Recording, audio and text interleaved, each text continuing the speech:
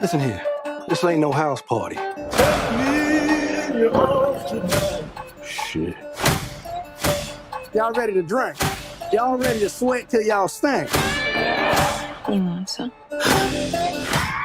You keep dancing with the devil. Careful, boy. You gonna bite off more than you can chew. I need that black tree TV.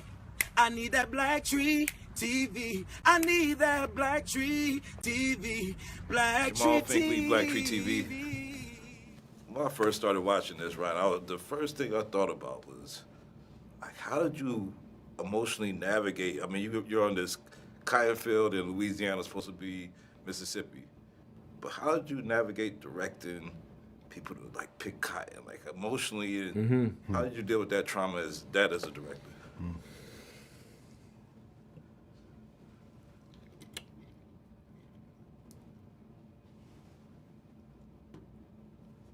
Fucking great question, bro.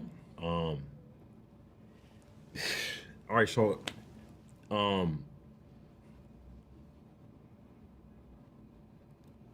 gonna chime in after you done too. yeah. So honestly, bro, I'm keep it 100 with you. Where you from, Jamal?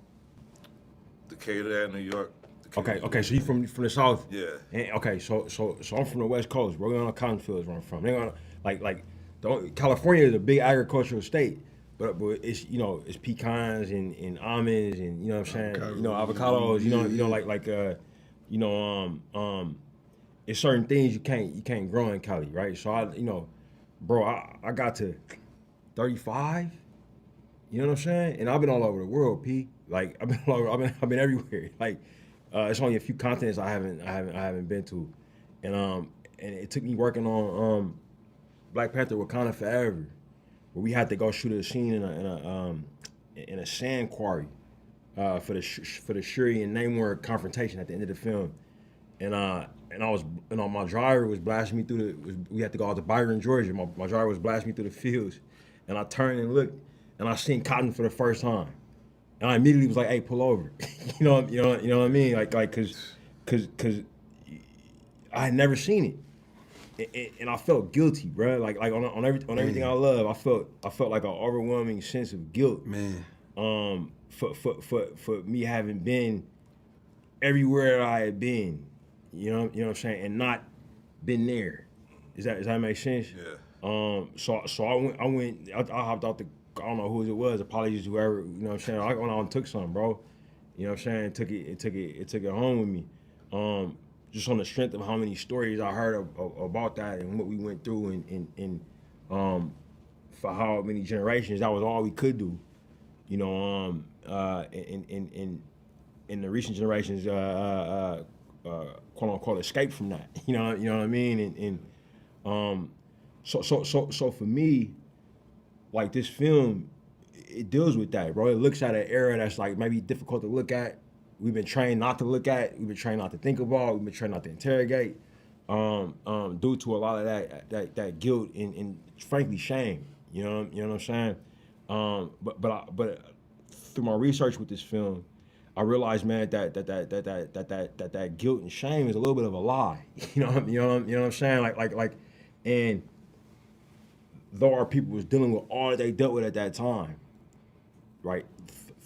Through the practice of affirming their humanity and their self-determination, they gave birth to this country's greatest artistic and cultural contribution to the world in the history of this country, maybe in the history of the planet. You know what I mean? Because everything that we listen to, everything that we think is cool, it all came from these people there in this one specific place. You know what I mean? Going through this very, very, very awful thing, being leveled against them.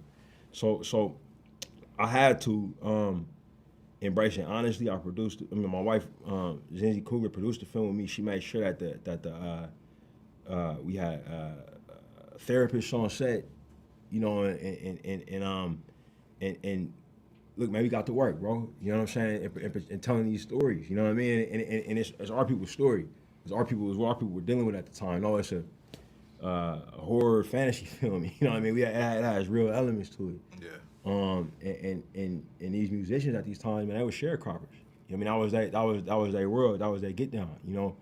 So we had to, we had to do it for real. I had to get in here with him, to tell the story. Yeah. He said it all. I ain't gonna eat up all your time. You can elaborate. He said it all, man. Yeah. We've been gone a long time. We back now. You twins? Nah, we cousins. Well, I gotta ask you. I mean, you playing Smoking Stack? Like I live in Atlanta now. All I hear is twin. All the time. So I wonder, like, how did you do the nuance between those characters, and how hard was it for you, like in the middle of set, to have to be both of these sets of twins? I think it was more anxiety before I actually did it. I think once I actually got the set, and I mean, the toughest parts was in preparation and building them. But once I got them locked in, and I kind of knew who they were. When I was on set, that's who I was, and I tried to live in it, and everybody else treated me as such, and it.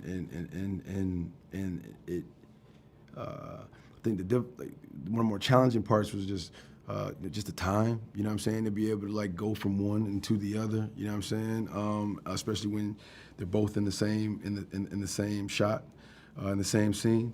But outside of that, man, working with dialect coach, working with twin consultants, getting into the psychology of twins, getting into the